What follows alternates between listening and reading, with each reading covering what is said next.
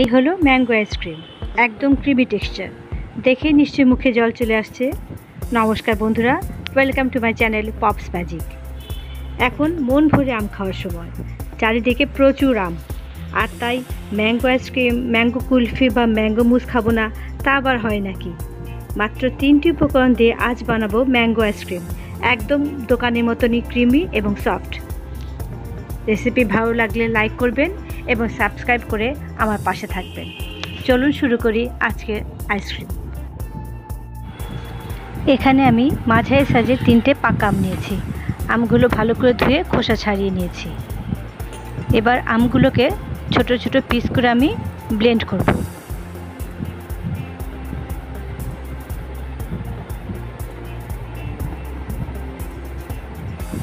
সবগুলো আম কাটা হয়ে গেছে। এখন এটাকে মিহি পেস্ট করব। কোনো রকম বাড়তি জল কিন্তু অ্যাড করা যাবে না। এই হলো আমার 3টে আমের পাল্প। এখন এতে আমি 1/8 কাপ কনডেন্সড মিল্ক মেশাচ্ছি। কনডেন্সড মিল্ক মেশালে আইসক্রিমের টেক্সচারটা ক্রিমি হয়। এবার কতটা মেশাবেন সেটা আমের মিষ্টির উপর ডিপেন্ড করে। এবার একটা হুইস্কের সাহায্যে আম এবং কনডেন্সড মিল্ক ভালো মতো মিশিয়ে নিচ্ছি।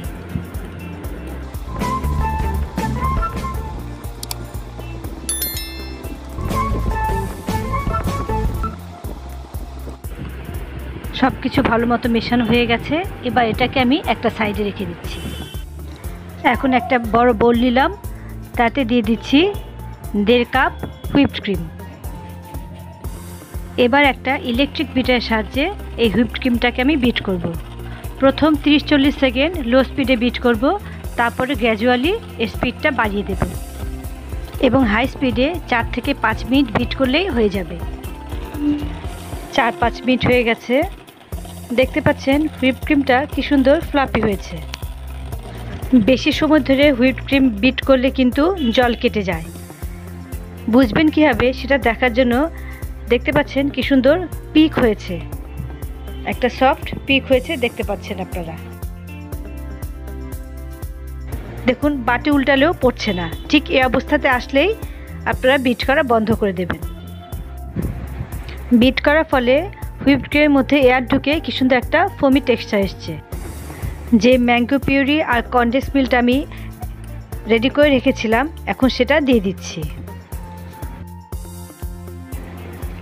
এবার হুইস্কের সাহায্যে এই আমের সাথে হুইপড ক্রিমটা আমি ভালো মতো মিশিয়ে দেব। খুব জোরে জোরে কিন্তু বিট করবেন না, তাহলে হুইপড ক্রিমের যে ফ্লাফি ভাবটা আছে সেটা নষ্ট হয়ে যাবে। ভালোভাবে সব মেশানো হয়ে গেছে। এখন আইসক্রিমের মিশ্রণটা পুরো রেডি। আমার আমের কালারটা খুব একটা ডিপ ছিল না বলে আইসক্রিমের কালারটা এখন এরকম একটু সাদা সাদা এসছে। এখন এই অবস্থায় কন্টেনারে ঢেলে ঢাকা দিয়ে ডিপ ফ্রিজে রেখে আইসক্রিম বানাতে পারেন আপনারা। কিন্তু আমি একটু ডিফারেন্ট লুক আনার জন্যে এই মিশ্রণটাকে 2টো ভাগে ভাগ করছি।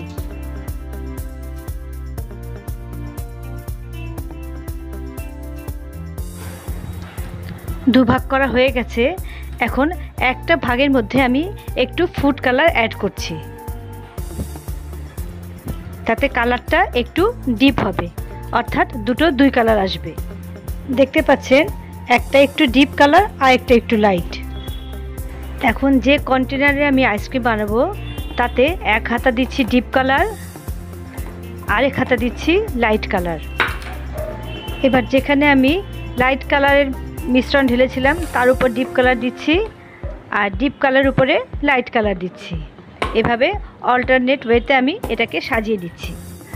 আগেই বলেছি, যদি আপনাদের কাছে এই কাজটা ঝামেলার মনে হয় তাহলে এত কিছু করার দরকার নেই, পুরো মিশ্রণটাই একবারে ঢেলে দিলেই হয়ে যাবে।